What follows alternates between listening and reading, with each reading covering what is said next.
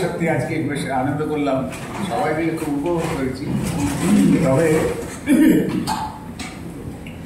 একটা কথা, সবাই তো উপভোগ করেছি আমরা, নাকি ভীষণভাবে উপভোগ করেছি।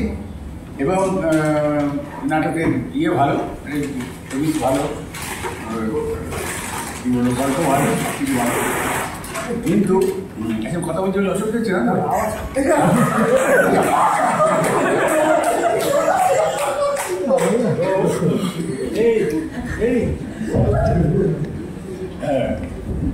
তো একটা কথা কি বলি, সেটা আমরা সবাই উপভোগ করেছি কিনা, এবং আমরা সত্যি খুব খুশি, সুন্দর সময়টা কাটলো, দুটো জিনিস আমরা উপভোগ করলাম। কিন্তু ভালোর শেষ নেই, কিন্তু তো মেনে নিতেই হবে। হ্যাঁ, সেটা আমাকে জিজ্ঞেস করেছে, পর্দা আপনি সবচেয়ে ভালো ছবিটা কোনটা করলেন? আমি সেটা এখন পাইনি, আরো পাওয়া যাবে না। একটা জীবনে সবচেয়ে ভালোটা পাওয়া যায়, আমি কি করে জানবো যে সেইটা সবচেয়ে ভালো? আর ভালো করতে অপেক্ষা করে আছে, তাই এটা সবচেয়ে ভালো হলো না। তাহলে কবে যে সবচেয়ে ভালো, জীবনে সবচেয়ে ভালো পাওয়া যায় না, এইটা ধরে নেবো। হ্যাঁ, একবারে চলার পথে শেষটা হলো যেটা, হ্যাঁ লাস্ট যেটা করলাম সেইটা ভালো, সেটা ভালো হয়েছে। ওটার পরে যে ভালো আছে আমি বুঝিনি। কিন্তু যেটা বলবার এখানে তোমাদের, সেটা হচ্ছে, আমি এইদিকে তাকিয়ে বলবো, বুঝতে পেরেছো? হ্যাঁ, সেটা হচ্ছে তবু হাফ পরে যায়।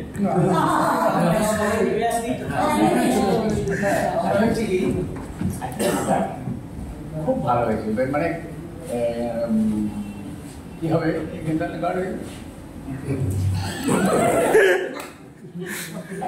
যেটা, সেটা হচ্ছে সবার জন্য বলছি, মানে এই যে মঞ্চটা না, এটা যে কি, এটা আমি বোঝাতে পারবো না।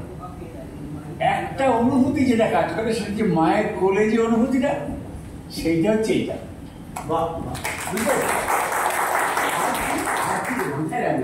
আর কি এই যে মানুষগুলোর সামনে বসে থাকে না, এরা হচ্ছে শিক্ষক দেবতা, বুঝতে পারছি? মানে বলটা আমি কার কাছে শিখলেন আমাকে জিজ্ঞেস করে, কি উত্তর দিয়েছি তোমার জেনে দরকার নেই। আমার যার কাছে কাছে শিখবো, এই শিক্ষক দেবতা আমার কেন বসে আছে, কেন বললাম? তার শিক্ষক এবং দেবতা, তারা কি শেখায়?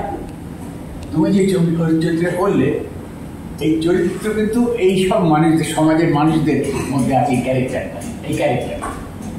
তাদের দুঃখ, হাসি, ব্যথা, বেদনা, হিংসা, লোভ, অস্থিকাতরতা, জিজ্ঞাসা, সব কিছু উপাদান নিয়ে তুমি চরিত্র গঠন করছো। তাহলে এটা তো আমার শিক্ষক, ওইটা শেখাচ্ছি। এইগুলো নিয়ে যখন আমি বা তুমি, আমরা যখন মঞ্চের ওপরে চরিত্র গঠন করে যখন পূজায় বসি কি নতুন নিজের, এটাও নিজের পোশাক নয় তো, যে ক্যারেক্টারের পোশাক। তাহলে পূজায় বসলে নতুন পোশাকে বসে যখন ও দেবতার পূজায় বসে, তখন ওই উপাদান নিয়ে ও ওখানে অর্ঘ্য সাজায়। সেই পূজায় সেই অর্ঘ্যগুলো দেবতার পায়ে দেয়। দেবতা যদি সন্তুষ্ট হয়, দুহাত তুলে আশীর্বাদ করবে, আর যদি অসন্তুষ্ট হয়, এক হাত তুলে অভিশাপ দেবে। সুতরাং এর চেয়ে বড় ন্যারেশন আর হয় না। তুমি এখানে, আর দ্বিতীয় কথা হচ্ছে, মঞ্চের মা একটু জোরে কাঁদে, জানো তো? ব্যবহারিক জীবনে সন্তান হারা মা যখন কাঁদে, তার চতুর্গুণ নিয়ে কাঁদে এখানে, বুঝতে পেরেছো? এই চুলে হয় না পর চুল করতে হয়, এই ঘুরুতে হয় না মোটা করে দাগ দিতে হয়, এই চোখে হয় না চোখা বড় করতে হয়, মেয়েদের বলে এই ছোটে হয় না রুটি রুটি করতে হয়, সবকিছু বড় বড়।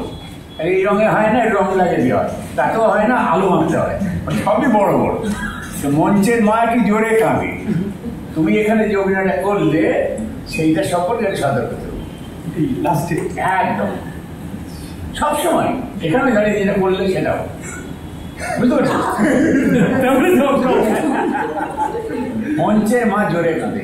আর যখন তুমি দেখবে, আসলে কিছু কনভেনশনাল এক্সপ্রেশন আছে আমাদের, conventional movement, conventional expression, conventional গালাগাল, রেখে গলা, কনভেনশনাল। কিন্তু যেই মানুষ দেখবে, আরে মানুষকে প্রতিনিয়ত আমি যেটা আমার শুনে শুনে তো অভ্যস্ত, আমি এইরকম গালাগাল, এইরকম রেখে কথা বলা, এসব তো আমি কনভেন্সে দেখে ওই নতুন কি হলো, সে যেদিন চমকে যাবে, যা সে কোনোদিন দেখেনি সেটা তুমি করছো, কিন্তু must be justified and convincing. হঠাৎ চিন্তা করে উঠলাম না, সে দেখবে আরে এটা বিক্রি করে দে, আরে বাহ, এইটা সে তোমার কাজ, ওকে আগে বা বলানো, বুঝতে পেরেছো? সে তো রোজ দেখে, কিন্তু আজকে একই জিনিস নতুন ভাবে দেখলে ওকে বলে তোমার কাজ হচ্ছে নিত্য নতুন তাকে পরিষ্কার।